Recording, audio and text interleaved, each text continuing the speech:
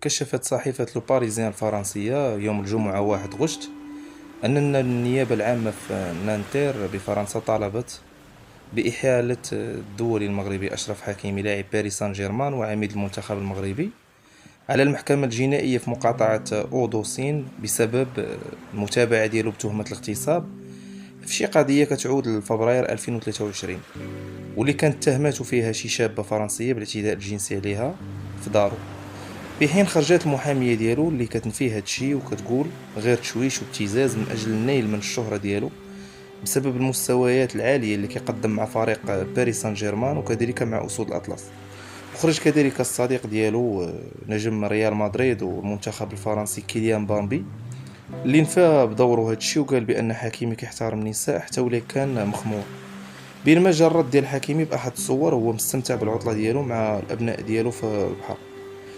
واقعة حكيمي وتهمة الاغتصاب كترجعنا للعديد من الحالات المتشابهة السابقة اللي تعرضوا فيها مشاهير عرب للسجن بسبب تهمة الاغتصاب في فرنسا، بحال المغني المغربي سعد المجرد والمغني الجزائري الشاب مامي. وهنا كيتطرح واحد السؤال كبير: واش هاد الضجة اللي دارت بسبب هاد التهمة تقدر تأثر على المسار الرياضي ديال عميد الأسود من جهة، خاصة وحنا كنعرفوا الجودة ديالو، ومن جهة تانية واش يقدر يتسجن، خاصة وأن القضاء الفرنسي كما سبق وقلت مختص في سجن النجوم خاصة العرب بسبب نفس التهمة اللي هي تهمة الاغتصاب. إلى فيديو سابق إن شاء الله.